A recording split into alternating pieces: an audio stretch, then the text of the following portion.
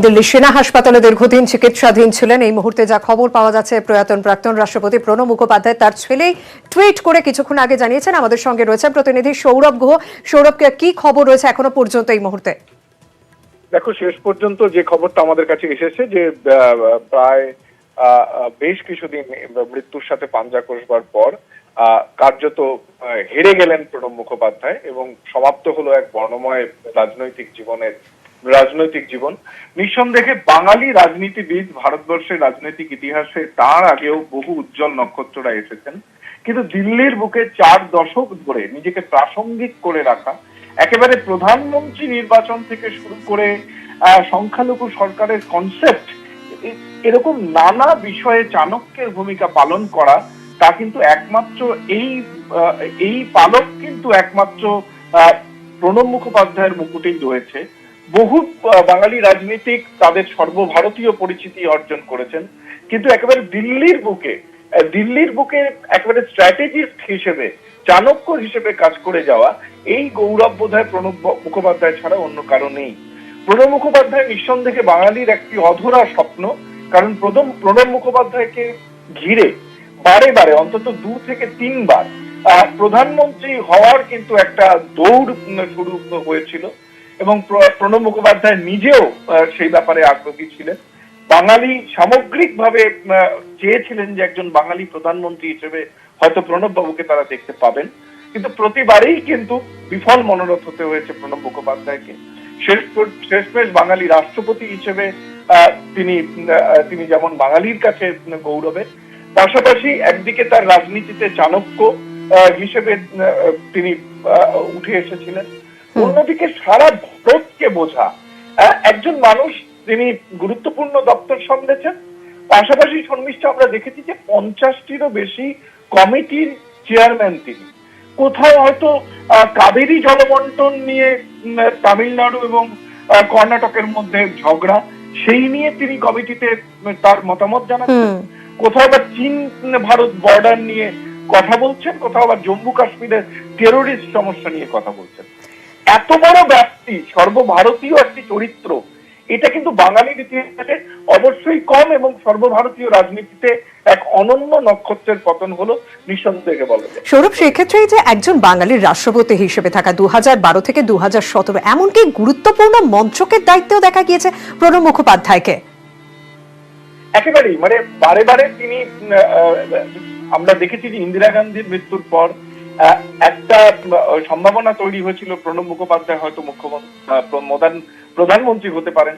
অন্যদিকে আমরা দেখেছি যে রাজীব গান্ধীর মৃত্যুর পরও কিন্তু আরো একবার প্রধানমন্ত্রী হতে পারেন প্রণব মুখোপাধ্যায়, এই মর্মে একটা জল্পনা উঠে এসেছে।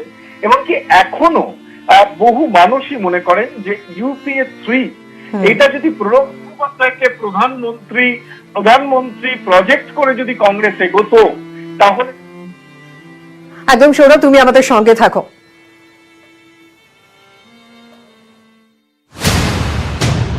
ইলেকশন স্ট্র্যাটেজিস্ট, ভোট কুশলী, কথাটা শুনলেই অনেকেরই প্রশান্ত কিশোরের মুখটা মনে পড়ে যায়। সে তো হালফিল, কিন্তু সেই 1969 সালে প্রত্যক্ষ রাজনীতির কোনো অভিজ্ঞতা নেই তিনিই কিনা VK কৃষ্ণ মেননকে ভোট বৈতরণী পার করানোর দায়িত্বে সাফল্য আনলেন। বাংলা কংগ্রেসের প্রণব মুখোপাধ্যায় গেলেন রাজ্যসভায়। শুরু চোখে পড়লেন ইন্দিরা গান্ধীর। দিল্লি দরবারে ইনিংস ইন্দিরাই তাকে টেনে নিলেন কংগ্রেসে। জনভিত্তি নেই, আছে বিপুল জ্ঞান, আছে বাস্তব বোধ, আছে নানা জনের সঙ্গে অবাধ যোগাযোগ। ইউপিএ আমলে এক সাংসদ হিন্দু দেবদেবীদের মদ্যপান নিয়ে সংসদে মন্তব্য করায় তীব্র আপত্তি জানান প্রবীণ বিজেপি নেতা মুরলী মনোহর যোশী। উঠে দাঁড়ান প্রণব মুখোপাধ্যায়, সংস্কৃত শ্লোক আউড়ে প্রমাণ করে দেন শাস্ত্রেই দেবদেবীদের সুরাশক্তির কথা লেখা আছে। অটল বিহারী বাজপেয়ী মুরলী মনোহরকে চণ্ডী নিয়ে প্রণব মুখোপাধ্যায়ের সঙ্গে তর্কে না যাওয়ার পরামর্শ দেন। প্রণব মুখোপাধ্যায় নিজেই লিখেছেন, আমি খুব রক্ষণশীল, প্রথাগত এক রাজনৈতিক নেতা যিনি সরকারি সংস্থা নিয়ন্ত্রিত অর্থনীতি, বিদেশি বিনিয়োগ মানে শুধু অনাবাসীদের বিনিয়োগের পক্ষপাতী, সেই তিনি উদার অর্থনীতির যুগেও সামলেছেন অর্থমন্ত্রীর দায়িত্ব। পুরাণ থেকে হাল আমলের সাহিত্য সবেতেই ছিল সমান আগ্রহ। আমাকে সুচিত্রা ভট্টাচার্য বলেছিলেন যেরকম প্রণব মুখোপাধ্যায় ওর একটা সদ্য বেরোনো উপন্যাস পড়ে প্লেনে যেতে যেতে পড়েছেন, পড়ে দিল্লি গিয়ে ওকে ফোন করেছিলেন যে আপনার এই জায়গাটাই দেখলাম। সুচিত্রা ভট্টাচার্য বলেছিলেন যে তিনি ওই অবাক হয়ে গিয়েছিলেন। তৎকালীন প্রধানমন্ত্রী দেবেগৌড়া সংসদ চলার সময় ঘুমিয়ে পড়তেন বলে মজা করেছিলেন প্রণব মুখোপাধ্যায়। ক্ষুব্ধ দেবেগৌড়ার মান ভাঙাতে প্রণবের অস্ত্র ছিল সরভাজা আর সন্দেশ। বরফ গলতে সময় লাগেনি। ঈর্ষা করার মতো জ্ঞান, পরিমিতিবোধ, রসবোধ আর পরিশ্রম সব মিলিয়ে প্রণব মুখোপাধ্যায় আজীবন এক মধ্যবিত্ত বাঙালির জীবনযাত্রা। কিন্তু যখন যে দায়িত্ব পেয়েছেন সেখানেই ছাপ রেখে গেছেন। ব্যাংকিং এবং রেভিনিউ দপ্তরের স্বাধীন ভারপ্রাপ্ত মন্ত্রী হলেন কেন্দ্রে জরুরি অবস্থার ঠিক আগে আগে। তিনি অনেকগুলো কাজ সে সময় করেছিলেন। একটা, গ্রামে গ্রামে ব্যাংকের শাখা নিয়ে যাওয়া, মানুষের ব্যাংকিং হ্যাবিট তৈরি করা, এবং সারা ভারতে হাজার হাজার এরকম গ্রামীণ ব্যাংক তিনি তৈরি করেছিলেন। অন্যদের ভোটে জিতিয়েছেন, সরকার গড়েছেন, সরকার বাঁচিয়েছেন। কত সংকট মুক্তি তাঁর হাত ধরেই। তবু জনতার ভোটে না জেতার আক্ষেপ তারা করত মিরাটির ব্রাহ্মণকে।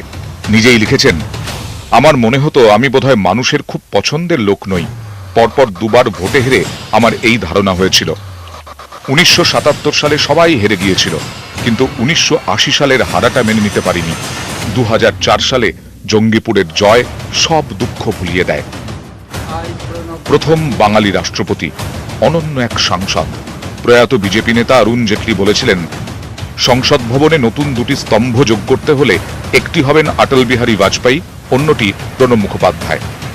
1935 সালের 11ই ডিসেম্বর বীরভূমের প্রত্যন্ত গ্রাম মিরাটিতে শিক্ষক, স্বাধীনতা সংগ্রামী, কংগ্রেস বিধায়ক কামদা কিঙ্কর ও রাজলক্ষ্মী মুখোপাধ্যায়ের ছোট ছেলে প্রণব ওরফে পল্টুর জন্ম। 1969 পর্যন্ত কখনো কেরানি, কখনো শিক্ষকতা বা অধ্যাপনার পেশায়। 1969 থেকে 2012 পর্যন্ত দিল্লির রাজনীতির অন্যতম চরিত্র, মন্ত্রিসভার নাম্বার 2 ক্রাইসিস ম্যানেজার, চাণক্য। 2012 থেকে 2017 দেশের 13তম রাষ্ট্রপতি। প্রয়াত প্রণব মুখোপাধ্যায়ের স্মৃতির প্রতি নিউজ 18 বাংলার শ্রদ্ধার্ঘ্য। কেমন ছিল তার দীর্ঘদিনের রাজনৈতিক জীবন জানবো। আমাদের সঙ্গে রয়েছেন প্রতিনিধি উত্তাল। উত্তাল, ইংরেজিতে খুব স্বাচ্ছন্দ্য ছিলেন না, তবু 43 বছর দিল্লির বুকে রাজনীতি করে যাওয়া, কেমন ছিল তার এই জীবন?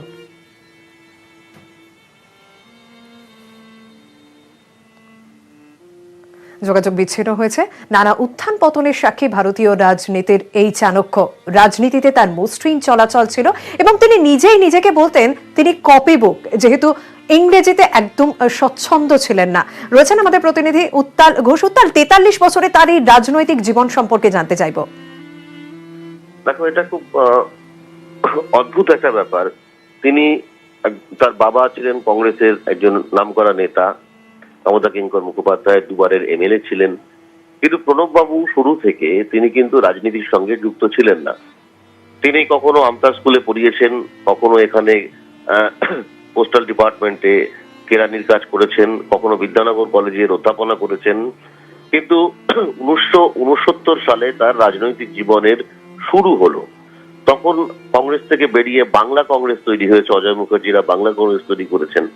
সেই বাংলা কংগ্রেসের প্রার্থী হিসেবে, বাংলা কংগ্রেসের লোক হিসেবে তিনি গেলেন রাজ্যসভায় 1969 সালে। তখন প্রণব মুখার্জিকে কেউই চেনেন না, কিন্তু প্রথমবার তিনি চোখে পড়লেন শ্রীমতী ইন্দিরা গান্ধীর, সেটা নিজেরই দক্ষতায়। ব্যাংক জাতীয়করণ সংক্রান্ত একটা বক্তৃতা হচ্ছিল রাজ্যসভায়, তার সেটা দ্বিতীয় বক্তৃতা। তো সেই বক্তৃতায় তিনি যা বললেন, তখন ইন্দিরা গান্ধী প্রধানমন্ত্রী, ইন্দিরা গান্ধী অর্থমন্ত্রী, তার হাত ধরেই ব্যাংক রাষ্ট্রীয়করণের কাজ হচ্ছে।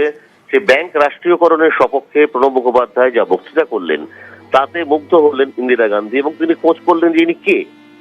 তখন সিপিআই এর নেতা ছিলেন ভূপেশ গুপ্ত। ভূপেশ গুপ্ত তাকে পরিচয় করিয়ে দিলেন শ্রীমতী গান্ধীর সঙ্গে।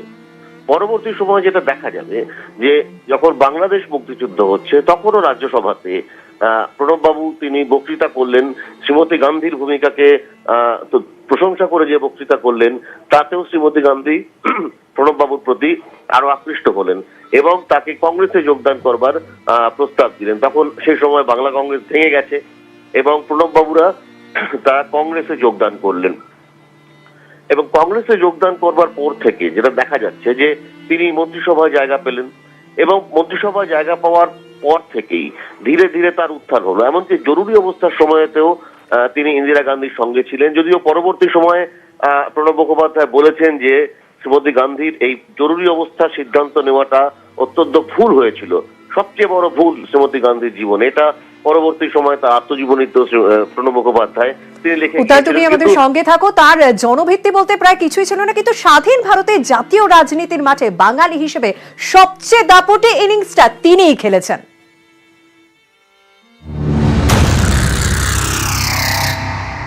দেশের বিভিন্ন শহরে তার যত মূর্তি আছে, তার নামে যত রাস্তা আছে, সুভাষচন্দ্র বসু ছাড়া আর কোনো বাঙালি রাজনীতিক তার ধারে কাছেও নেই। তিনি ছিলেন সংবিধান সভার সদস্য। ভারতীয় জনসংঘ প্রতিষ্ঠার আগে জায়গা পেয়েছিলেন জওহরলাল নেহেরুর অন্তর্বর্তী মন্ত্রিসভায়। কিন্তু শ্যামাপ্রসাদ মুখোপাধ্যায়ের জীবদ্দশায় তেমন ডানা মেলতে পারেনি তাঁর হিন্দুত্বের রাজনীতি। তাই মৃত্যুর আগে আর ক্ষমতার চৌহদ্দিতে ঘোরাফেরার সুযোগও হয়নি। বিধানচন্দ্র রায়েরও দিল্লি দরবারে ভালোই যাতায়াত ছিল। পণ্ডিত নেহেরুর সঙ্গে ব্যক্তিগত সম্পর্ককে কাজে লাগিয়ে রাজ্যের জন্য বহু প্রকল্প নিয়ে এসেছেন। দেশ জোড়া পরিচিতি ছিল, তাঁর নামেই চিকিৎসক দিবস পালিত হয়। কিন্তু বিধানচন্দ্রের রাজনীতি ছিল রাজ্যকে কেন্দ্র করেই। জাতীয় রাজনীতির নাড়ি টিপে দেখার তেমন চেষ্টাও করেননি ডাক্তার মুখ্যমন্ত্রী। রাজ্যের আরেক প্রাক্তন মুখ্যমন্ত্রী সিদ্ধার্থ শঙ্কর রায় ইন্দিরা গান্ধীর অন্যতম প্রিয় পাত্র ছিলেন। তার পরামর্শেই নাকি জরুরি অবস্থা ঘোষণা করেছিলেন ইন্দিরা। প্রণব বাবুর মতে যা ছিল ইন্দিরার সবচেয়ে বড় ভুল। কিন্তু সিদ্ধার্থকেও দিল্লির দরবারে চেয়ে রাইটার্সের রাজনীতি বেশি টানত। রাজ্যের মুখ্যমন্ত্রী হিসেবে কাজ শুরুর পরেই কেন্দ্র রাজ্য সম্পর্ক নিয়ে আন্দোলনে নেমে জাতীয় রাজনীতিতে ধীরে ধীরে গুরুত্বপূর্ণ হয়ে উঠেছিলেন জ্যোতি বসু। নানা রাজনৈতিক সংকটে ভূমিকা পালন করা সিপিএম নেতার সামনে প্রধানমন্ত্রী হওয়ার সুযোগও 1996 সালে হয়। তবু রাজ্য রাজনীতি ছিল তাঁর কাজের মূল ক্ষেত্র। জনপ্রিয়তায় জ্যোতি বসুর সঙ্গে টক্কর দিতে না পারলেও এবিএ গানি খান চৌধুরী, প্রিয়রঞ্জন দাস মুন্সির নামেও জমায়েত ভালোই হতো। দিল্লি দরবারেও ছিল তাঁদের দাপুটে চলাচল। রাজনৈতিক চলাচল রাজ্যের গণ্ডিতেই আটকে রেখেছিলেন দুজনেই। ভিপি সিং সরকারের স্বরাষ্ট্রমন্ত্রী ইন্দ্রজিৎ গুপ্ত বা লোকসভার প্রথম বাঙালি স্পিকার সোমনাথ চট্টোপাধ্যায়ও জাতীয় রাজনীতির বড় সড় নাম হয়ে উঠতে পারেননি। রাজ্যের তুলনায় জাতীয় রাজনীতিতে বেশি স্বচ্ছন্দ সোমনাথবাবু ভালো সাংসদ।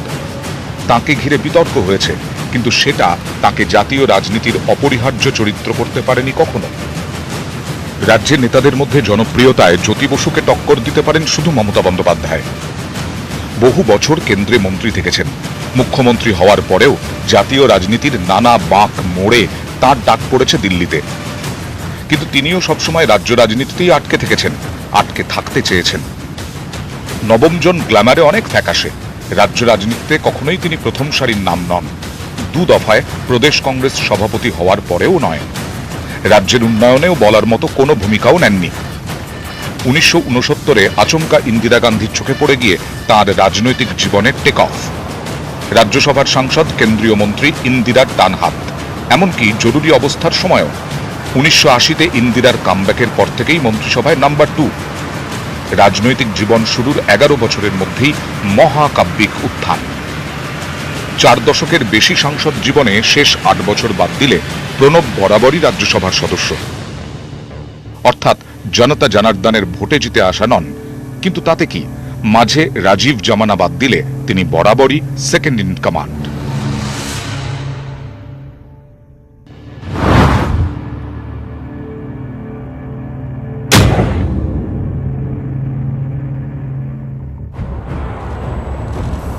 অর্থমন্ত্রী, বিদেশমন্ত্রী, প্রতিরক্ষামন্ত্রী, বাণিজ্য মন্ত্রকের মতো গুরুত্বপূর্ণ দায়িত্ব সামলানোর নজির শুধু তাঁর দখলেই।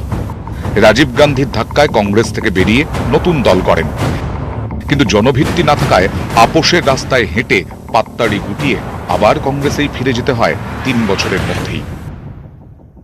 ফিরে আসার কয়েক বছরের মধ্যেই আবার নাম্বার 2। কখনোই ক্রাউড পুলার ছিলেন না, কিন্তু মিরাটির ব্রাহ্মণ সন্তান বরাবরই বিপত্তারণ। কখনো দল, কখনো সরকারের ক্রাইসিস ম্যানেজার। প্রথম ইউপিএ মন্ত্রিসভায় 32টি মন্ত্রীগোষ্ঠীর প্রধান প্রণবের হাতেই ছিল মন্ত্রিসভার রাশ, তবু খাতায় কলমে নাম্বার 2 থেকে গেছেন। কখনো করুণানিধি, কখনো জ্যোতি বসু বা মমতা বন্দ্যোপাধ্যায়ের কাছে ছুটে গেছেন সংকট মোচনে। সব শিবিরেই তিনি ছিলেন গ্রহণযোগ্য। 2012-এ রাজনৈতিক জীবন শেষে রায়সিনা হিলে পৌঁছে প্রথমবার 1 নম্বর হলেন। দেশের 1 নম্বর নাগরিক। রাষ্ট্রপতির দায়িত্ব ছাড়ার পরেও লাইমলাইটের বাইরে চলে যাননি কখনো। ইতিহাস বলবে, স্বাধীন ভারতে বাঙালি রাজনীতিকদের মধ্যে তিনিই সবচেয়ে উঁচু শৃঙ্গে পা রেখেছিলেন। বরাবর কপিবুক প্রণব মুখোপাধ্যায় জাতীয় রাজনীতির মাঠে সবচেয়ে দাপুটে ইনিংস খেলা বাঙালি। নিউজ 18 বাংলা। আমরা কথা বলছি আমাদের প্রতিনিধি উত্তাল ঘোষের সঙ্গে। উত্তাল, এই এতগুলো বছরে শুধুমাত্র রাজনৈতিক জীবনই তার মসৃণ ছিল তা নয়, স্বাধীন ভারতের ইতিহাসে তিনিই একমাত্র বাঙালি রাষ্ট্রপতি। হ্যাঁ দেখো, আমি আগেও যে কথাটা বলছিলাম যে ওনার শুরুটা হয়েছিল কিন্তু নিজের দক্ষতায়। তা রাজ্যসভায় তার চমকপ্রদ বক্তৃতা, ইন্দিরা গান্ধী তার প্রতি মনোযোগ পরে ইন্দিরা গান্ধীর, এবং পরবর্তীতে ইন্দিরা গান্ধী তাকে কংগ্রেসে যোগদান করান এবং মন্ত্রিসভায় প্রণব মুখার্জিকে নিয়ে আসেন। জরুরি অবস্থার সময়ও যারা ইন্দিরা গান্ধীকে ছেড়ে চলে যাননি, ইন্দিরা গান্ধীর পাশে থেকেছেন, তাদের মধ্যে একজন ছিলেন এই প্রণব মুখোপাধ্যায়। এবং আমরা সবাই জানি যে জরুরি অবস্থার পরে কি হলো। 77 সালে নির্বাচন হলো, ইন্দিরা গান্ধী হেরে গেলেন। ভারতীয় রাজনীতিতে একটা অপ্রত্যাশিত ঘটনা ঘটলো, একটা ভূমিকম্পের মতো ঘটনা ঘটলো। ইন্দিরা গান্ধী নিজেও হেরে গেলেন, তার সরকার হেরে গেল, একটা জোট সরকার তৈরি হলো ভারতবর্ষের রাজনীতিতে।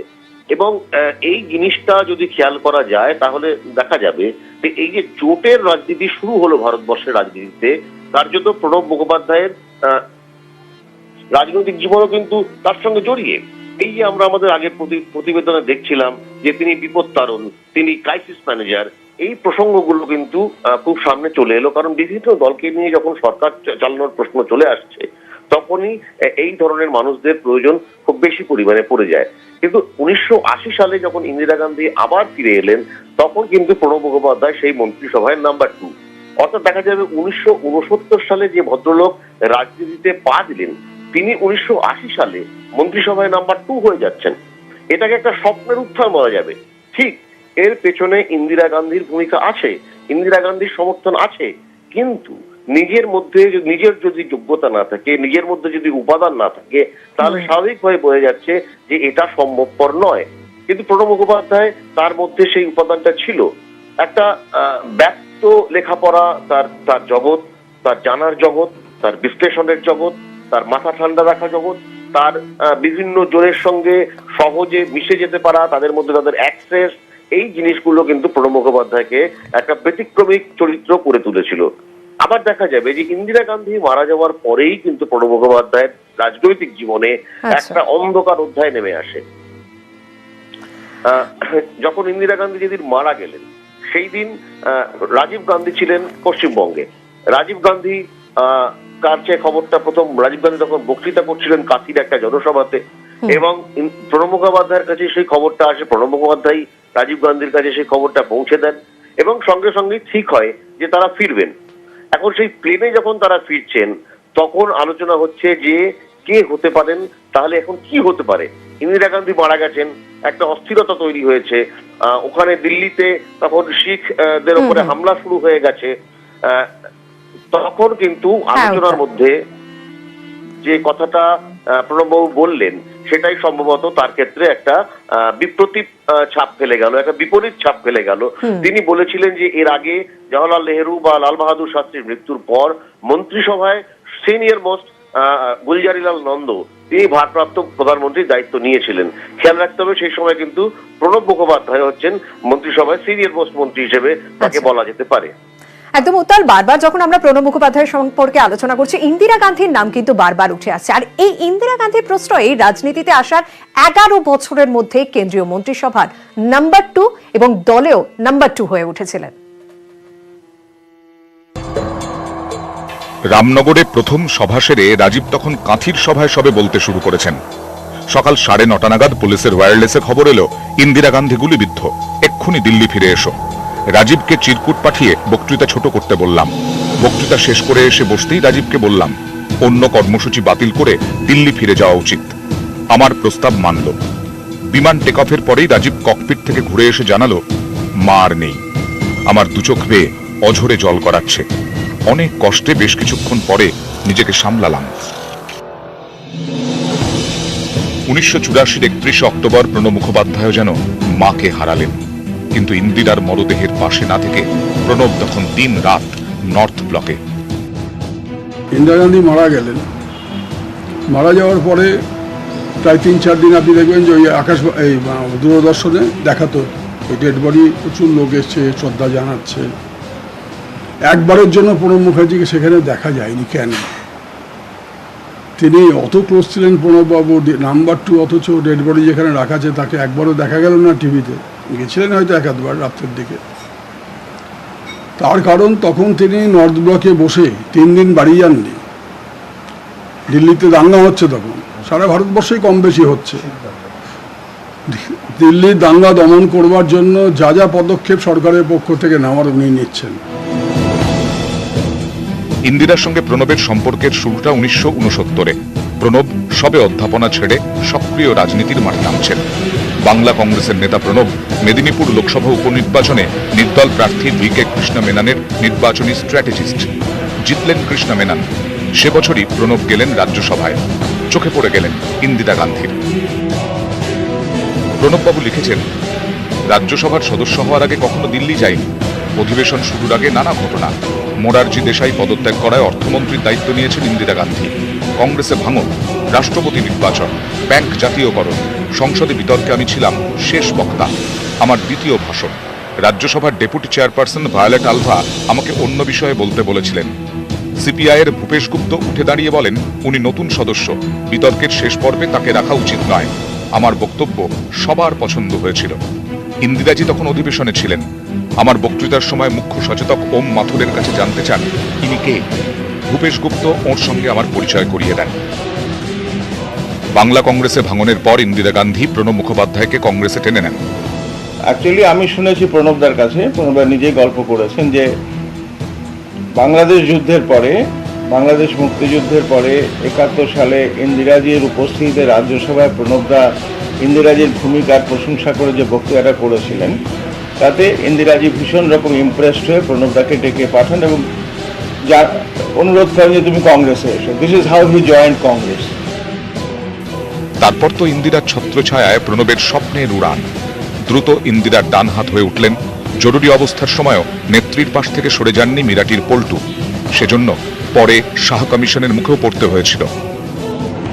ধরুন 75-এ জরুরি অবস্থা, সঞ্জয় গান্ধীর উত্থান, প্রিয়দার সাথে সঞ্জয়জির মতো পার্থক্য, 77-এ বিপর্যয়, দলের বিভাজন।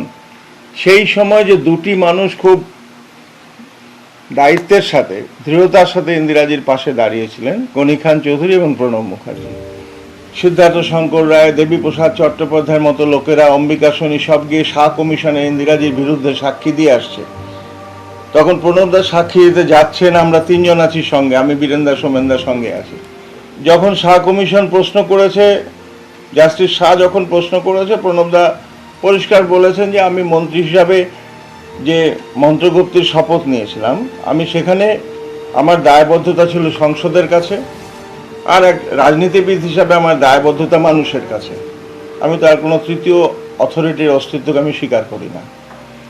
এই যে একটা ওইটুকু চেহারার মানুষ, ছোটোখাটো একটা হালকা চেহারার মানুষ যে এত বড় একটা দৃঢ়তার সাথে জবাব দেবে, শাহ কমিশনের লোকগুলো স্তম্ভিত হয়ে গেল।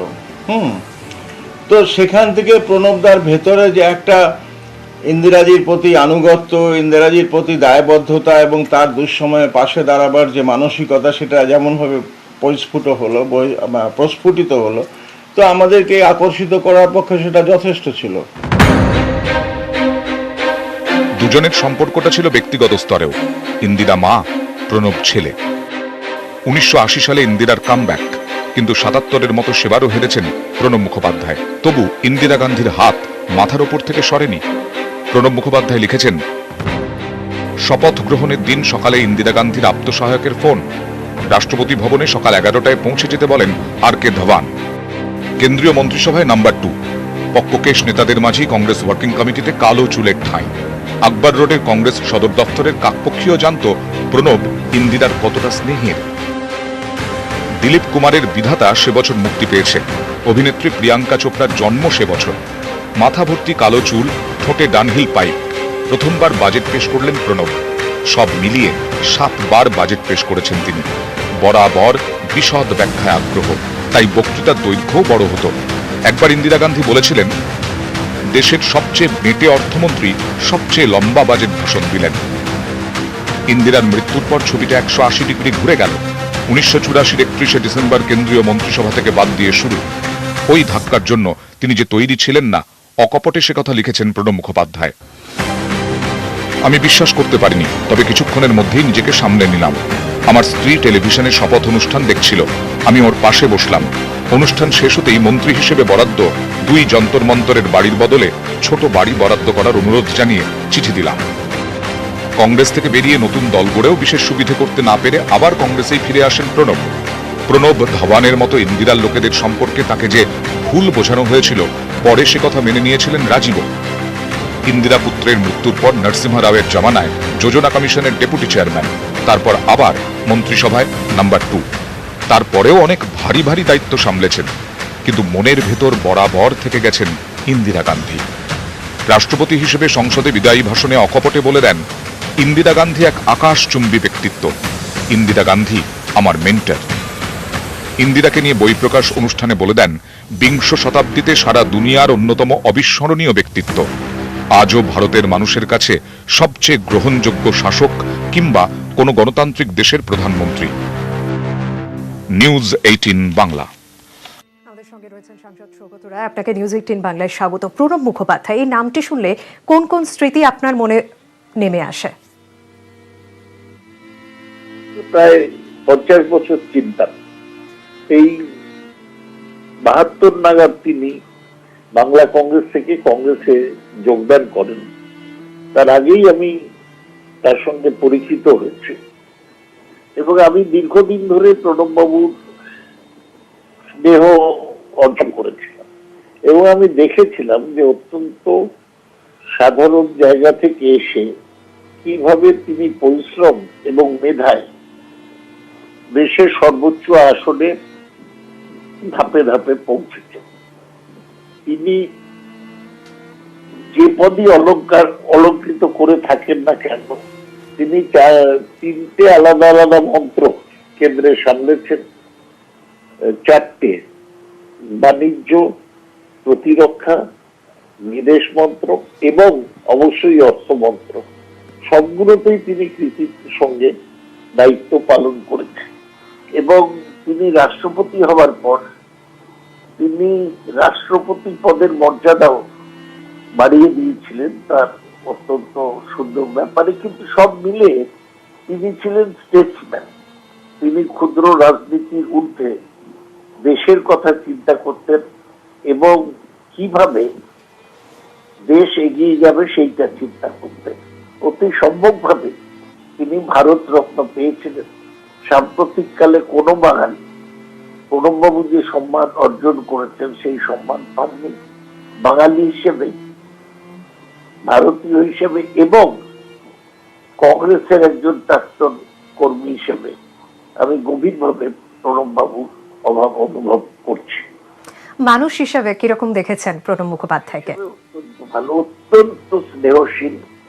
ছোটদের প্রতি কোনো সমস্যা থাকলে ওর উপদেশ নিতে গেলে কখনো তিনি নিরাশ করতেন না এবং তিনি মৌলিকভাবে বাঙালি ছিলেন। ও ঘরে গেলে সেই ধুতি লুঙ্গির মতো করে পড়তেন। মুড়ি খাওয়া এবং চা খাওয়া এইটাই তার প্রিয় ছিল। তিনি একদম সাদাসিধে ছিলেন, কোন রকম লাক্সারি তার জীবনে ছিল না।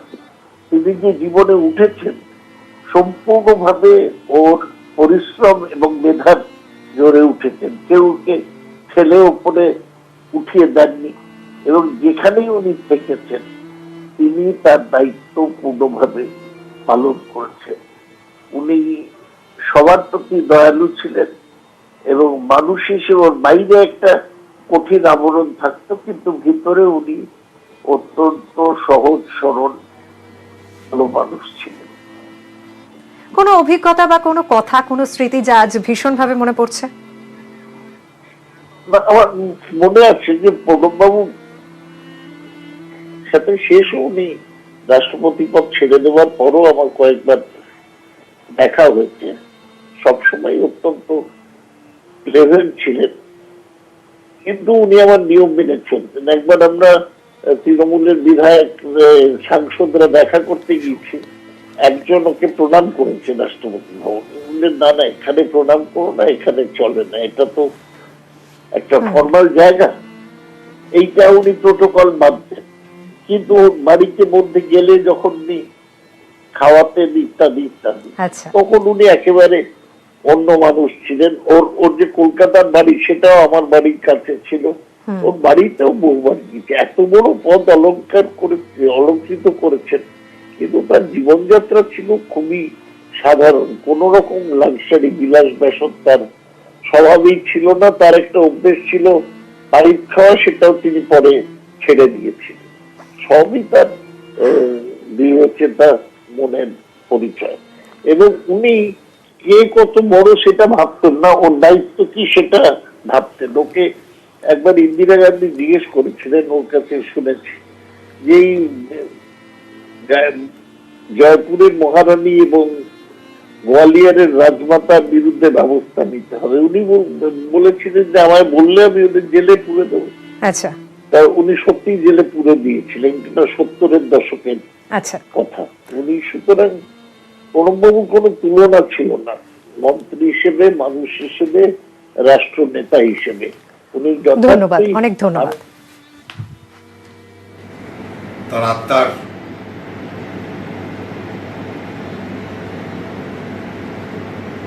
প্রতি আমার অগাধ অগাধ শ্রদ্ধা। তার আত্মার শান্তি কামনা করব। এই প্রণববাবুর প্রতি আমাদের শ্রদ্ধা যুগ যুগ ধরে কায়েম থাকবে।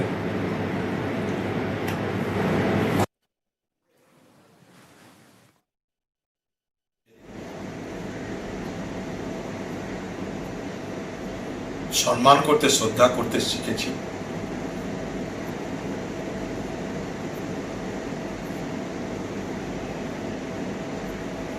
প্রণববাবুর মৃত্যু একটা যুগের অবসান। এত বড় ব্যক্তিত্ব ভারতীয় রাজনীতিতে বিরল।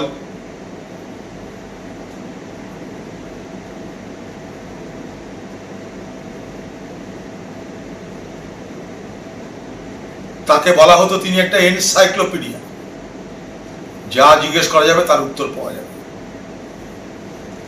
একটা জ্ঞানী, পণ্ডিত, শিক্ষিত, দূরদর্শী সম্পন্ন এক ব্যক্তিত্বের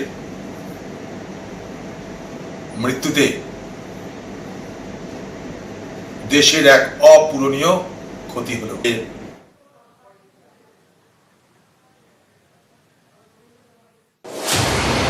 হাত এগিয়ে দিও না, অপেক্ষা করো।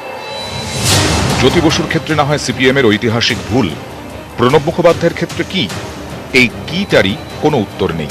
সাইফুদ্দিন চৌধুরীর থেকে যেটা শুনেছি, ইন্দিরা গান্ধী মারা যাওয়ার পর এরকম একটা খবর এমনিতেও এসেছিল যে তখনকার সময় ক্যাবিনেটের নাম্বার 2 প্রণব মুখার্জি ছিল এবং উনি প্রাইম মিনিস্টার হতে পারতেন, ফর দি টাইম বিইং হতে পারতেন সাময়িক সময়ের জন্য।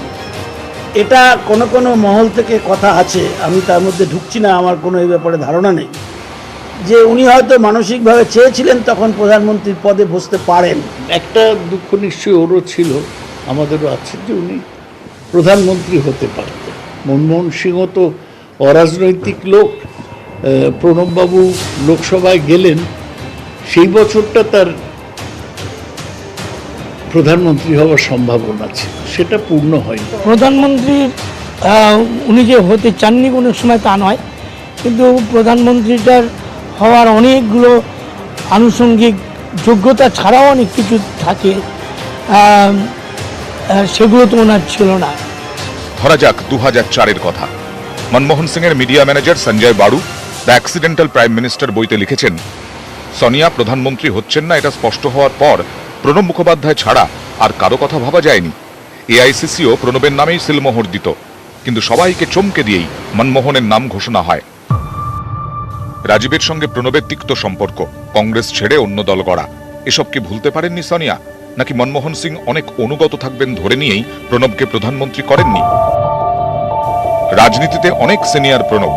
অর্থমন্ত্রী প্রণবের সময় আরবিআই গভর্নর হন মনমোহন। দুই নেতার ঠান্ডা লড়াই ইউপিএ সরকারের অন্দরে বিস্ফোরণ ঘটাতে পারত, সেসব কিছু ঘটেনি। ভদ্র নির্বিরোধী মনমোহন তো বটেই, সে সুযোগ দেননি প্রণব মুখোপাধ্যায়।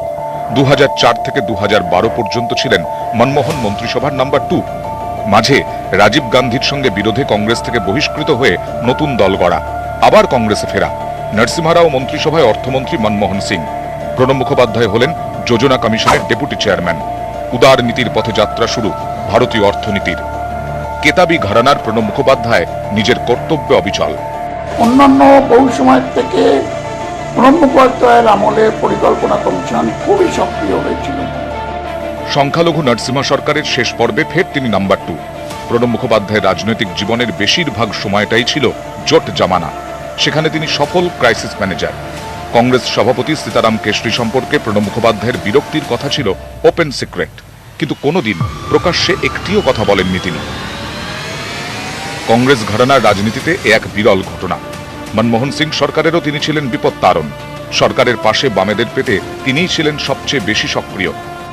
উনি মনে করতেন ভারতবর্ষের গণতান্ত্রিক ব্যবস্থাকে শক্তিশালী করতে হলে কংগ্রেসের পাশাপাশি বামপন্থী শক্তিকে শক্তিশালী হতে হবে। তাতে ওনার একটা মনে দৃঢ় ধারণা ছিল যে ভারতবর্ষে যে বামপন্থীরা দুর্বল হচ্ছে, এতে ভারতবর্ষের গণতান্ত্রিক ব্যবস্থা, ধর্মনিরপেক্ষ কাঠামো, এটা খুবই দুর্বল। বামেদের সঙ্গে সমন্বয়ের দায়িত্ব ছিল প্রণববাবুর কাঁধেই। অসামরিক পরমাণু চুক্তিকে ঘিরে সমর্থন তোলার পরে প্রকাশ কারাতের নেতৃত্বে সেই বাম দলগুলিকেই দেখিয়েছিলেন প্রণব মুখোপাধ্যায়ের খেল। 22শে জুলাই 2008 আস্থা ভোট হলো।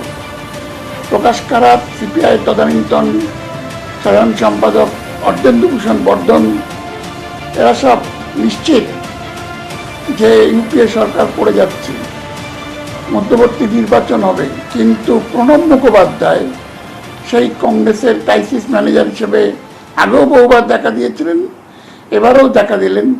তিনি ক্রাইসিস ম্যানেজার হিসেবে অবতীর্ণ হলেন। তিনি মোল্লাহামের সঙ্গে কথা বলে সমাজবাদী পার্টির সমর্থন নিয়ে 2008 সালের 22শে জুলাই সেই আস্থা ভোটে তিনি কংগ্রেস জিতল। প্রকাশ কারাতের প্রেশার বেড়ে গেল, এবি বর্ধনের প্রেশার বেড়ে গেল। 1969 সালে রাজনৈতিক জীবন শুরু প্রণব মুখোপাধ্যায়ের। 11 বছরের মধ্যেই তিনি মন্ত্রিসভার নাম্বার 2। ইন্দিরা গান্ধীর অনুপস্থিতিতে তিনি ক্যাবিনেট বৈঠক পরিচালনা করতেন। নিজের মেন্টারের চেয়ারে বসার কোনো ইচ্ছেই কখনো হয়নি প্রণব বাবুর। ইন্দিরা গান্ধীর আমলে, নরসিমহা রাওয়ের আমলে, মনমোহন সিংয়ের আমলে তিনি কেন্দ্রীয় সরকারের বহু সময় দ্বিতীয় স্থানাধিকারী ব্যক্তি। ক্যাপ্টেন নন, কিন্তু ভাইস ক্যাপ্টেন, খুবই গুরুত্বপূর্ণ। আবার কংগ্রেস দলের সভাপতি নন, কিন্তু নরসিমহা রাও যখন কংগ্রেসের সভাপতি, সীতারাম কেশরী কংগ্রেসের সভাপতি, সোনিয়া গান্ধী কংগ্রেসের সভাপতি, তিনি তৃতীয় স্থানাধিকারী। তিনি বুদ্ধি দেন সভাপতিকে, ওয়ার্কিং কমিটির সমস্ত ড্রাফট তিনি তৈরি করে দেন। কিন্তু ইন্দিরা বা রাজীব খুনের পর অথবা 2004 সালে 1 নম্বর হওয়ার কোনো ইচ্ছেই কি হয়নি? সেই সময় মন্ত্রিসভার সবচেয়ে সিনিয়র প্রণব মুখোপাধ্যায় লিখেছেন, ইন্দিরা খুনের খবর পেয়ে ফেরার পথে বিমানে অন্য কংগ্রেস নেতাদের সঙ্গে আলোচনায় আমি প্রধানমন্ত্রী থাকাকালীনই নেহেরু এবং পরে শাস্ত্রীর মৃত্যুর উদাহরণ টানি। দুই ক্ষেত্রেই সবচেয়ে সিনিয়র মন্ত্রী গুলজারিলাল নন্দার নেতৃত্বে অন্তর্বর্তী সরকার তৈরি হয়। শেষ পর্যন্ত কংগ্রেস নেতারা রাজীব গান্ধীকে অন্তর্বর্তী সরকারের প্রধানমন্ত্রী করার সিদ্ধান্ত নেন এবং সে কথা জানানোর ভার পড়ে প্রণব মুখোপাধ্যায়ের ওপর। প্রধানমন্ত্রী হওয়ার ইচ্ছের কথা কখনো স্বীকার করেননি প্রণব মুখোপাধ্যায়। চিরকালই থেকে গেলেন ক্রাইসিস ম্যানেজার হয়ে, চিরকালই থেকে গেলেন নাম্বার 2 সরকারে, দলেও। নিউজ 18 বাংলা। আমাদের সঙ্গে আছেন সাংবাদিক অনিন্দ জানা। অনিন্দদা, আমি অয়ন, নিউজ 18 বাংলায় আপনার সঙ্গে আছি। এখনো পর্যন্ত প্রণব মুখোপাধ্যায়ের সঙ্গে যারা খুব কাছ থেকে দেখেছেন প্রণব মুখোপাধ্যায়কে, যে কজন সাংবাদিক তাদের মধ্যে আপনি অন্যতম। আপনি সাংবাদিক হিসেবে কিভাবে মূল্যায়ন করবেন? নমস্কার অরুণ, নমস্কার আপনার নিউজ 18 বাংলার দর্শকদের। দেখুন, প্রণব মুখোপাধ্যায়ের জীবনাবসান আমার কাছে ব্যক্তিগতভাবে এবং পেশাদার সাংবাদিক হিসেবে ভারতীয় রাজনীতিতে এনসাইক্লোপিডিয়ার জীবনাবসান। প্রণববাবু was also my crisis manager. আমি যখনই তার কাছে কোনো সংশয় হয়েছে, কোনো বিষয়ে কোনো কিছু জানতে চেয়েছি, আমি শিক্ষার্থীর মতো তার কাছে গিয়েছি। আমি জানি না উনি আমায় খুব স্নেহ করতেন, কেন স্নেহ করতেন আমি সত্যি জানি না। এই কি ইকুয়েশন ছিল তার মতো একজন প্রবীণ বর্ষিয়ান রাজনীতিকের। আমি নেহাতি নাবালক নাদান ক্ষুদে একজন সাংবাদিক, কিন্তু আমি কোনো কারণে হয়তো তার কাছে একটা স্নেহের জায়গা তৈরি করেছিলাম। এবং প্রণববাবুর স্নেহের আমি তাকে কোনোদিন প্রণব দা বলি। আমার সম্ভ্রম হতো, আমি তার সঙ্গে একটা সম্ভ্রম সূচক দূরত্ব সবসময় বজায় রাখতে চাইতাম। আমার মনে হয়নি তাকে দাদা বলা যায়, আমি তাকে চিরকাল প্রণব বাবু বলেছি। এবং উনি আমাকে তুই সম্বোধন করতেন। আমরা যারা সাংবাদিকতা করি তাদের কাছে আমি সবসময় বলি যে আমি সবসময় এটা মেনে চলি যে we are very ordinary people. আমরা যারা সাংবাদিক, we deal with extraordinary people. Pranab babu was one of those most extraordinary people I have ever met in my life, in my professional career. তো উনি আমাকে তুই সম্বোধন করতেন। উনি খুব কম সাংবাদিককে, উনি রাজনীতির বৃত্তে অনেককে তুই সম্বোধন করতেন বাংলার রাজনীতিতে। উনি প্রয়াত সোমেন মিত্রকে তুই বলতেন বা আরো অনেককে তুই বলতেন, আমাকে উনি তুই বলতেন। তো আমি সেটাকে একটা খুব স্নেহের সূচক হিসেবে নিতাম, সবসময় নিয়েছি। মানে ওনার সঙ্গে আমি প্রচুর সফর করেছি। উনি খুব কম মানুষ জানেন হয়তো যে আমি ওনার সঙ্গে বিভিন্ন সফরে গিয়ে দেখেছি। আমি কলকাতা থেকে বহরমপুর গিয়েছি ওনার সঙ্গে, কলকাতা থেকে মেদিনীপুর গিয়েছি সড়ক পথে। অনর্গল প্রশ্ন করেছি ওনাকে পেছনের সিটে বসে, বিভিন্ন ধরনের প্রশ্ন, ভারতীয় রাজনীতি, ইন্দিরার সঙ্গে জুলফিকার আলী ভুট্টোর মিটিং এর সময় কি হয়েছিল না হয়েছিল, বিনা দ্বিধায় বিনা ক্লান্তিতে উনি আমার সমস্ত প্রশ্নের উত্তর দিয়েছেন। সব সময় কোনোদিন বলেননি যে আমার একটু ক্লান্ত লাগছে এখন জিজ্ঞাসা করিস না। এমনকি রাষ্ট্রপতি, যখন তিনি দেশের রাষ্ট্রপতি, মহামহিম রাষ্ট্রপতি, এরকম একটা পেল্লাই রাজপ্রাসাদের মতো বাড়িতে থাকেন, কিন্তু দেশের 1 নম্বর সিটিজেন, আমি বিনা দ্বিধায় তাকে মোবাইলে ফোন করেছি। আর উনি না ফোন করলেই হ্যালো।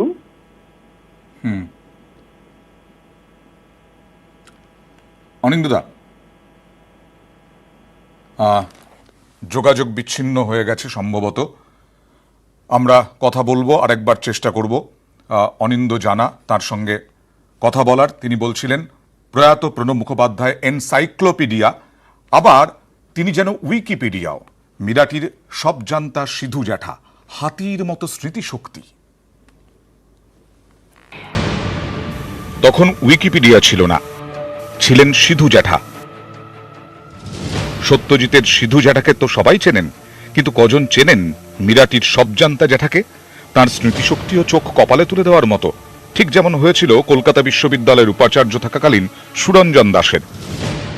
রাষ্ট্রপতি হওয়ার পর থেকেই বিশ্ববিদ্যালয়ের উপাচার্যদের নিয়ে কয়েক মাস অন্তর বৈঠক করতেন প্রণব মুখোপাধ্যায়।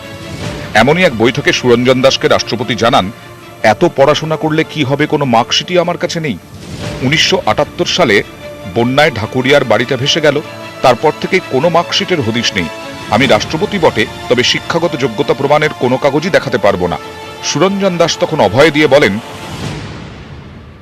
আপনি অনেক আগেই ওগুলি পেতে পারতেন, শুধু শিক্ষাবর্ষ এবং রেজিস্ট্রেশন নাম্বারটি খুঁজে বের করুন। এ কথা তখনও শেষ করেননি উপাচার্য। প্রণব মুখোপাধ্যায় বলে বসেন 5057, 52 থেকে 53। চমকে যান সুরঞ্জন দাস। প্রণব জানান, 1952 থেকে 53 সালে ইন্টারমিডিয়েটে ভর্তি হই, রেজিস্ট্রেশন নম্বরটি ছিল 5057। জাতীয় রাজনীতিতে দলমত নির্বিশেষে সবাই একটা কথা মানেন, প্রণব মুখোপাধ্যায়ের স্মৃতিশক্তি অনেকটা হাতির মতো। স্মৃতি ছিল কম্পিউটার, ইন্দিরা গান্ধী বলতেন। অসাধারণ স্মৃতিশক্তি। 1919 সালে কি হয়েছে, 23-এর নির্বাচনে গিয়ে যে কে কোন আসন থেকে জিতেছে গড়গড় গড়গড় করে বলে যাচ্ছে। যে একবার ওই শ্রীলঙ্কায় কলম্বো কনফারেন্সে উনি যাচ্ছিলেন, তো সমুদ্রের ওপর দিয়ে বিমানে যাওয়ার সময় যে সমুদ্রের চেহারাটার রূপটা দেখেছিলেন, সেইটা বর্ণনা করতে গিয়ে উনি কালিদাসের মেঘদূতম থেকে সংস্কৃতে মানে পাতার পর পাতা মুখস্থ বলছেন, আর মাঝে মাঝে বাংলায় তর্জমা করে আমাকে বোঝাচ্ছেন। তা আমি স্তম্ভিত। সালটা 2004, প্রথমবার লোকসভা ভোটে জয়, তারপরেই লোকসভায় দলনেতা। সংসদের অলিন্দে চিদম্বরম অভিনন্দন জানিয়ে বলেন, আপনি আপনি প্রথম রাজনীতিক যিনি প্রথমবার লোকসভা ভোটে জিতেই লোকসভার নেতা হলেন। প্রণব মুখোপাধ্যায় ধন্যবাদ জানান। তারপর বলেন, আমি প্রথম ব্যক্তি নই, অনেকটা এরকমই হয়েছিল হ্যারল্ড উইলসনের ক্ষেত্রে। 1945 সালে প্রথমবার ভোটে জিতেই উনি ব্রিটেনের সংসদীয় সচিব হন। 1964 সালে প্রধানমন্ত্রী, পরে 74 সালে আবার প্রধানমন্ত্রী। ট্রিটি অফ ভার্সাই হোক বা অন্য কিছু হোক, সবই উনি এমনভাবে বর্ণনা করবেন যেন উনি দেখেছেন সমস্তটা। সেকেন্ড বিশ্বযুদ্ধ মনে হবে যেন কালকের ঘটনা, উনি ওখান দিয়ে যাচ্ছিলেন, সব দেখেছেন, এইভাবে উনি বর্ণনা করতেন। ব্রিটিশ পার্লামেন্টের ইতিহাসে শুধু নয়, রাজনীতির শুরুতে যখন বাংলা কংগ্রেসে ছিলেন, সেই সময় কোন কেন্দ্রে কে প্রার্থী হয়ে কত ভোট পেয়েছিলেন তাও অনায়াসে বলে দিতে পারতেন প্রণব মুখোপাধ্যায়। বাংলা হোক বা দিল্লি, কংগ্রেসের সকলেই মানেন প্রণব মুখোপাধ্যায়ের মতো প্রখর স্মৃতিশক্তি তাঁদের দলে বিরল। হাজার হাজার পরিসংখ্যান, নানা ইতিহাস তিনি চোখ বুজে বলে দিতে পারতেন। তখনই প্রণবই যেন উইকিপিডিয়া, কংগ্রেসের সব জানতা সিধু জ্যাঠা। নিউজ 18 বাংলা। প্রাক্তন রাষ্ট্রপতির মৃত্যুতে বর্তমান রাষ্ট্রপতির শোক টুইট করলেন রামনাথ কোবিন্দ। প্রণব মুখোপাধ্যায়ের মৃত্যুর খবরে গভীরভাবে দুঃখিত। তার মৃত্যুতে একটি যুগের অবসান হল। ব্যক্তি ও রাজনৈতিক জীবনে এক অসাধারণ চরিত্র, নিরলসভাবে ভারত মাতার সেবা করেছেন। দেশ এই মহান নেতার মৃত্যুতে শোকাহত। ওঁর পরিবার, বন্ধু ও দেশের সব মানুষকে সমবেদনা জানাই।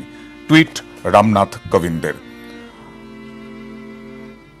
আমাদের সঙ্গে আছেন সাংবাদিক অনিন্দ জানা। অনিন্দদা, যেখানে শেষ করেছিলেন আপনি, শেষ হয়নি আসলে, যে কিভাবে হ্যালো বলতেন প্রণব মুখোপাধ্যায় রাষ্ট্রপতির সময়।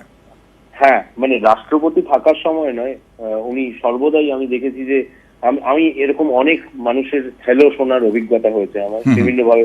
প্রণব বাবু বলতেন হেলু হেলু, এটা অদ্ভুত, মানে হেলু শব্দটাকে আমি এটা অননুকরণীয় ভঙ্গি, এটা আমি কারো শুনিনি। তো ওনার রাষ্ট্রপতি থাকার সময় ওনার গলায় কোনো আমি বাড়তি গম্ভীর্য বা বাড়তি ধার বা বাড়তি একটা ওজন চাপানোর চেষ্টা লক্ষ্য করি। ওনাকে আমি দেখেছি, উনি আমার সঙ্গে একই গাড়িতে, আমি ওনার সঙ্গে বহরমপুর গেছি, বহরমপুর সার্কিট হাউসে। উনি একটা মলিন মশারির মধ্যে একটা মলিন ঘরে একটা টালটালে ডাল, একটা সবজির সঙ্গে একটু দুটো রুটি খেয়ে বই হাতে মশারির মধ্যে ঢুকে পড়েছেন। এবং তখনও আমি তাকে প্রশ্ন করে যাচ্ছি, উনি বই হাতে তার জবাব দিচ্ছেন।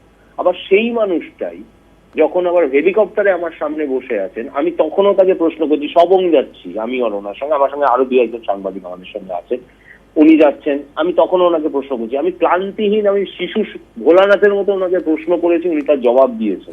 আমি এই জিনিস কোনোদিন ভুলবো না। দারিদ্রের জন্য ছোটবেলার কথা বলেছেন, দারিদ্রের জন্য পায়ে জুতো কেনার পয়সা ছিল না, 7 কিলোমিটার হেঁটে স্কুলে গিয়েছেন। সেখান থেকে সারা দেশের রাজনীতির নিয়ন্ত্রক হয়েছে। প্রণব মুখার্জির ঘটনাটা মানে এক কথায় শুনলে রূপকথা মনে হবে, কিন্তু এটা রূপকথা নয়, এটা নিরলস অধ্যয়ন, অধ্যাবসায় এবং ধৈর্যের কাহিনী। যে মানুষটা মানে ওই অবস্থা থেকে উঠে এসে সারা দেশের রাজনীতির নিয়ন্ত্রক হয়েছেন। আমাকে একবার উনি বলেছিলেন, মানে কথার চলে, খুব হালকা চলে, এই কথা বলার মানুষ উনি ছিলেন না, হয়তো খানিকটা প্রগলভ হয়েছিলেন। উনি বলেছিলেন যে তুই যদি দেখিস এই ভারতবর্ষের প্রতিটি দপ্তরের কোনো না কোনো ফাইলে আমার কিন্তু নোট আছে।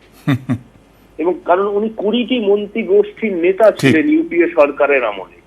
যেটা আমি শুনছিলাম আপনাদের প্যাকেজে, যে যখন দেবগৌড়ার সরকার পড়ে যাচ্ছে, যেমন জয়েন্ট কমিশনার সীতারামকে সেই চিঠির ড্রাফট প্রণব বাবু করছেন, ওনাকে ওনাকে ড্রাফটম্যান বলতেন, ওনাকে ক্রাইসিস ম্যানেজার বলতেন। আমি ওনাকে বলছি, আমি রাষ্ট্রপতি থাকার সময় মমতা বন্দ্যোপাধ্যায় গিয়েছেন বাংলার মুখ্যমন্ত্রী দিল্লি সফরে, আমরা কয়েকজন সাংবাদিক গিয়েছি, উনি প্রণব বাবুর সঙ্গে দেখা করতে গেছেন, রাষ্ট্রপতি ভবনে আমার নিয়ে গেছে। এবং মমতা ব্যানার্জি আমাকে বলছেন, তুই একটা গান শোনাও তো প্রণব বাবুকে। আমি তো নার্ভাস হয়ে, ভয়ে জড়সড় হয়ে, প্রাণ ভরিয়ে, তৃষা হরিয়ে গান গাইছি, উনি তৎগত হয়ে শুনছেন। আমি বুঝতে পারছি ওনার মধ্যে যতটা না তারিফ আছে, তার মধ্যে অনেক বেশি স্নেহ আছে, যাতে অনিন্দ নার্ভাস না হয়ে পড়ে রাষ্ট্রপতি ভবনে। আমি ওনাকে খুব ভয়ে ভয়ে জিজ্ঞেস করছি রাষ্ট্রপতির কাছে, কেন ওয়াশরুমটা কোথায়? তো উনি আমাকে ওয়াশরুম পর্যন্ত মানে বলছেন, এই ওকে একটু ওয়াশরুমে নিয়ে যাও। আচ্ছা, আলাপ হয়েছে, ঘনিষ্ঠতা হয়েছে, কিন্তু একটা বড় গুণ আমি প্রণব বাবুর মধ্যে দেখেছি, কোনোদিন ওনার বিরুদ্ধে লিখে উনি আমায় কিছু বলেননি, কাউকেই বলেননি। উনি ক্রুদ্ধ হতেন না, উনি হুঁশিয়ারি দিতেন না, কোনোদিন বলেননি। হয়তো বলেছেন যে হয়তো একটু কঠিন চোখে তাকিয়েছেন, কিন্তু বেদনাতুর কোনোদিন দেখিনি, কোনোদিন ক্রুদ্ধ হতে দেখিনি। হয়তো একটুখানি এড়িয়ে যাওয়ার চেষ্টা করেছেন, তারপরে বলছে আয় বস চা খা। স্নেহ করতেন, বললাম কেন করতেন জানি না। কিন্তু প্রণব মুখোপাধ্যায় না, আমার কাছে প্রণব মুখোপাধ্যায় একটা প্রতিষ্ঠানের নাম। বিরাট রাজনীতিক, মানে আমি বলছি আপনাদের দর্শকদের বা আপনাকে, জঙ্গিপুর থেকে যখন প্রথম জিতলেন, যেদিন রেজাল্ট বেরোবে, উনি ফোন করলেন, কিরে কি অবস্থা রে জঙ্গিপুরে? না আপনি লিড করছেন। কি বলছিস লিড করছি? কারণ লোকসভায় নির্বাচিত না হওয়ার একটা বিপন্নতা বা একটা আকুলতা, না হওয়ার কখনো হওয়ার আকুলতা তার মধ্যে বরাবর ছিল। উনি এটা গোপন করেননি, উনি বলেছেন আমি তো রাজ্যসভায় বরাবর এটা একটা জননেতা হিসেবে। দেখুন প্রণববাবু বিরাট বক্তা ছিলেন আমি মনে করি। প্রণববাবু যে খুব জনমোহিনী আকর্ষণ ছিল তার, মানে আমি বলছি জ্যোতিবাবু, জনভিত্তির কথা আমি বলছি না, জনভিত্তি তো উনি জনপ্রতিনিধি হয়েছেন, কিন্তু জনমোহিনী যে ক্ষমতা যেটা মমতা বন্দ্যোপাধ্যায়ের আছে, যেটা জ্যোতিবাবুর ছিল, মানে গ্রাম আল পেরিয়ে, ক্ষেত পেরিয়ে, নদী পেরিয়ে পিল পিল করে লোক আসছে তাদের দেখতে। প্রণববাবুকে আমি দেখেছি 8টা লোকের সামনে একটা চেয়ারের উপর দাঁড়িয়ে বক্তৃতা করছে। তিনি বহরম যখন জঙ্গিপুরে দাঁড়িয়েছেন, মানে গ্রামের গরিব গুরব মানুষের কাছে গিয়ে গ্যাট চুক্তি বোঝাচ্ছেন। 2 টাকা কিলো দরে গম, উনি গম বলতে পারতেন না, গম বলতেন। 2 টাকা কিলো দরে গম, আর সামনে অর্ধ উলঙ্গ কিছু নারী পুরুষ শিশু বসে সেগুলো শুনছে। তারা বুঝছে কি বুঝছে না কে জানে, হাততালি দিচ্ছে। কিন্তু সেই মানুষটার মধ্যে তাই জন্য তার মধ্যে জনপ্রতিনিধি হিসেবে নিজেকে প্রমাণিত করার একটা দুর্মর আকাঙ্ক্ষা ছিল। ফলে যখন উনি প্রায় ওনার রাজনৈতিক জীবনের উপান্তে এসে যখন উনি নির্বাচিত হলেন জঙ্গিপুর থেকে, উনি শিশুর মতো খুশি হয়েছিলেন। তারপর আরেকবার নির্বাচিত হলেন, তখন আরো আমাকে বলেছেন যে আমি যখন রাষ্ট্রপতি ভবনে যখন উনি শপথ নিতে যাচ্ছেন, আপনাদের মনে আছে উনি একটা বন্ধ গলা পরে গিয়েছিলেন। প্রণব মুখার্জিকে আমরা সাধারণত সরকারি শপথ ছাড়া বন্ধ গলায় দেখি না। উনি বলেছেন এই ঘড়িটা যে ঝুলছিল, মফ চেনে বাঁধা ঘড়ি, ওটা ওনার বাবা কামদা কিঙ্কর মুখোপাধ্যায়ের ঘড়ি। আচ্ছা, মানে এরকম অদ্ভুত অদ্ভুত কিছু অদ্ভুত মুহূর্ত ওনার সঙ্গে আমার কাটানোর অবসর বা অবকাশ হয়েছিল। আমি রাষ্ট্রপতি ভবনে ওনাকে ফোন করেছি, মানে আমি একটা কে বলুন তো, আমি রাষ্ট্রপতি ভবনে ওনাকে ফোন করছি, উনি বলছেন হ্যাঁ বল। আমি পোর্ট ব্লেয়ারে আটকে পড়েছি সুনামি কভার করতে গিয়ে, তখন তিনি ভারতের প্রতিরক্ষা মন্ত্রী। আমি স্ট্রেট তাকে ফোন করে বলেছি, প্রণববাবু আমি একটা সাহায্য চাই, আমি কোনোদিন নিজের জন্য কিছু বলিনি, একটা সাহায্য করুন। বলছে হ্যাঁ বল না কি হয়েছে। আমি বলেছি আমি এখানে পোর্ট ব্লেয়ারে আটকে পড়েছি, এক একটা দ্বীপে আমার যেতে 70 ঘন্টা 80 ঘন্টা লাগবে, I need air lift urgently, আপনি ব্যবস্থা করুন। উনি আমাকে বরাভয় দিয়ে বলেছেন কিছু চিন্তা করিস না, তোকে 8 ঘন্টা পরে একজন ফোন করবে, এই নাম্বারে তোর ফোন করছে। 8 ঘন্টা পরে আমার ফোনে ভারতবর্ষের বায়ুসেনার এয়ার ভাইস মার্শাল ফোন করেছেন। ফোন করে উনি বলেছেন কালকে আপনি পোর্ট ব্লেয়ার এয়ারবেসে চলে যান, আমাদের কি ডিফেন্স মিনিস্টার বলেছেন, অনারেবল ডিফেন্স মিনিস্টার, যে আপনার জন্য একটা ডর্নিয়ার এয়ারক্রাফট, একটা MI6 হেলিকপ্টার থাকবে। You are on your duty, so you need to be airlifted and you need to be facilitated. Honourable defence minister has directed us. এই জিনিস আমি ভুলবো না, যে ডর্নিয়ার এয়ারক্রাফটে করে যাতে প্রতিরক্ষা মন্ত্রী বা প্রধানমন্ত্রী সফরে বেরোন, আকাশ সফরে, সেই সফরে আমার মতো একজন নাদান সাংবাদিক সে ঘুরে বেড়াচ্ছে পোর্ট ব্লেয়ার, মানে আন্দামান নিকোবর দ্বীপপুঞ্জে, নামছে কার নিকোবরে, কথা বলছে, সুনামির পর কি অবস্থা দেখছে, আবার ফিরে আসছে, পরের দিন MI6 হেলিকপ্টারে উঠছে, আবার অন্য একটা দ্বীপে নামছে। প্রণব মুখার্জি না থাকলে সম্ভব হতো না। অথচ আমি কে এটা তো করার কোনো দায় ছিল না। না অনিন্দদা, অনেক সমৃদ্ধ হলাম আপনার কথায়। একটা জিনিস জানতে চাইবো, সেটা হচ্ছে যেটা ঘড়ির কথা বললেন, আমার খুব মনে পড়ছে যে সব সময় ঠোঁটের কোণে পাইপ এবং তার সঙ্গে সব সময় পুরোনো দিনের আমলে ওই ঘড়িটা পকেটে ঝোলানো, এইটা কি কেতাদুরস্ত ছিলেন তিনি? এই বিষয়টা কি ছিল বিষয়টা? দেখুন পাইপটা নিয়ে না উনি খুব শৌখিন ছিলেন এবং সুগন্ধি একটা তামাক খেতেন। আমি জিজ্ঞেস করেছি উনি প্রথম দিকে বলছেন ফ্লাইং ডাস্টম্যান। এবার পাইপ ওনার না পাইপের কালেকশন ছিল। এবার এটা আমি খুব অবিশ্বাসকারিতা হয়ে যাবে, একটু ভাবহাস্ফোট হয়ে যাবে যদি আমি বলি আমি ওনাকে দেখে আমি একসময় পাইপ খাওয়া ধরেছিলাম, কিন্তু দেখলাম যে যার ওনার ঠোঁটে যা মানায় আমার ঠোঁটে তা মানায় না, মানে ওটা না মানে একেবারে খারাপ হয়ে গেল ব্যাপারটা। কিন্তু উনি তারপরে কিন্তু পাইপটা উনি ছেড়ে দিয়েছিলেন স্বাস্থ্যের কারণে। উনি প্রতি শনিবার উপবাস করতেন বাধ্যতামূলক ভাবে। শনিবার উনি নির্জলা উপবাস করতেন। একবার ইনফ্যাক্ট শনিবার উপবাস করতে গিয়ে উনি অসুস্থ হয়ে পড়েন, একটা ওনার গ্যাস্ট্রোএন্টারাইটিসের প্রবলেম হয়। আমি তখন একটু বলেছিলাম কেন এসব করে, আমি ওনাকে কি বলবো, মানে শিশু সুলভ, মানে উনি একদিন অনেক সময় হয়েছে যে ওনাকে কোনো প্রশ্ন করা হয়েছে, উনি প্রদেশ কংগ্রেস সভাপতি, উনি ক্ষুণ্ণ হয়েছেন, উনি একটু রেগে গেছেন, রেগে গেলে নাকটা লাল হয়ে যেত, কপালটা লাল হয়ে যেত। এবার উনি যখন উঠে গেছেন পিসিসি প্রেসিডেন্টের ঘরে, আমি গিয়ে বলেছি কি আপনি এত রেগে যান কেন, লোকে আপনাকে প্রশ্ন করলে? আপনি এরকম রেগে যাওয়া আপনাকে মানায়? ও যে বস তুই চা খা ওরকম করিস না। তো আমার না ওনার সঙ্গে একটা অদ্ভুত, উনি আমার জীবনে কোনোদিন কোনো খবর দেননি, never ever in my life. In fact আমি একটা খবর অন্য জায়গা থেকে পেয়ে করেছিলাম, উনি আমায় বলেছিলেন তুই এটা লিখিস না, এটা জানাজানি হয়ে গেলে খুব গন্ডগোল হবে, এটা আমি একটা প্রজেক্ট, মানে আমি বলেই দিচ্ছি আপনাদের, অর্জুন সেনগুপ্তকে উনি যখন রাজ্যসভার ক্যান্ডিডেট করেন পশ্চিমবঙ্গ থেকে, সেই খবরটা আমি যখন আনন্দবাজার পত্রিকায় চাকরি করি আমি খবরটা পেয়েছিলাম। আমি খবরটা পেয়ে কনফার্ম করতে গেছি, উনি বললেন লিখিস না। আমি বললাম না, আমি আপনার অবাধ্য হচ্ছি, আমি এটা লিখবো, আপনি আমার উপর রাগ করুন। কিন্তু কোনোদিন কোনো খবর দেননি, কিন্তু আকণ্ঠ জ্ঞান তৃষ্ণা মিটিয়েছেন, আকণ্ঠ কৌতূহল মিটিয়েছেন। আমি ওনার কাছে ছিলাম ওই পথের পাঁচালীর অপুর মতো, যে প্রথম রেলগাড়ি দেখছে জীবনে, এবং রেলগাড়ি দেখতে দেখতে সে ভাবছে যে আচ্ছা এইটা রেলগাড়ি, এটা এরকম ভাবে চলে। তো উনি বিরক্ত হননি, আমার এটা সবসময় মনে হচ্ছে উনি কখনো বিরক্ত হননি। আমি বোকার মতো, নির্বোধের মতো, অর্বাচীনের মতো প্রশ্ন করেছি ওনাকে, করেই গেছি, বিরক্ত হননি কখনো। অনেক ধন্যবাদ আমাদের সঙ্গে এত কিছু শেয়ার করার জন্য অনিন্দদা, অনেক ধন্যবাদ।